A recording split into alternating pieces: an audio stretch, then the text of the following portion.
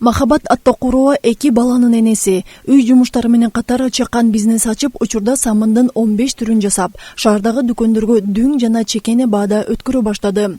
Алгач гир самын жасоону үйрөнүп, акырындык менен атыр самын дарылык касиети бар пайдалуу самындын түрлөрүн жасоону өздөштүргөн. Самындан тышкары гипстен, смаладан ар түрдүү буюмдарга буйрутмалар түшүп жатканын айтат.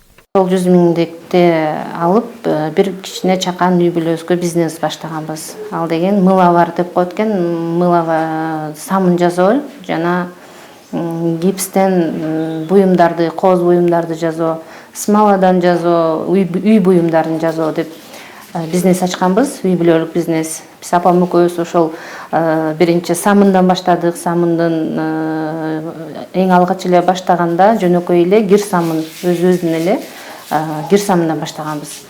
Кийин качествосуна карап жасап баштадык. Ал деген гирди такты канчалык деңгээлде кетирет, кандай болот, колго, денеге негизи эле колго зыяны жокпу, эч кандай аллергия чыгарбайбы, ошонун баардыгын карап анан мондай самындарды жасап баштадык. Социалдык контракт долбоору аркылуу 2 жыл аралыгында Балыкчы шаарынан 95 үй бүлө 100 000 сом өлчөмүндөгү кайтарымсыз каражат алган. Алар чакан ишкерлик баштап, басымдуу бөлүгү мал чарбачылык, тигүүчүлүк, соода саттыкка ыктаган. Быйылкы жылдын эсеби менен дагы аз камсыз болгон 55 үй бүлөгө квота берилип, учурда 52 адамга сертификаттар тапшырылган. Ал эми бул үй бүлө башкалардан айырмаланып, бизнестин кирешелүү өзгөчө түрүн тандап алышкан. Биз ойлойбуз, ошо туура эле берилиптир, аябай жакшы алып барып кетишти жумушун, ийгиликтүү, заказдар да көп болуп атыптыр. Заказдар ошо тойго эмеге алып кетип атыптыр самындарды. Ошо аябай жакшы результат көрсөтүп атышыптыр.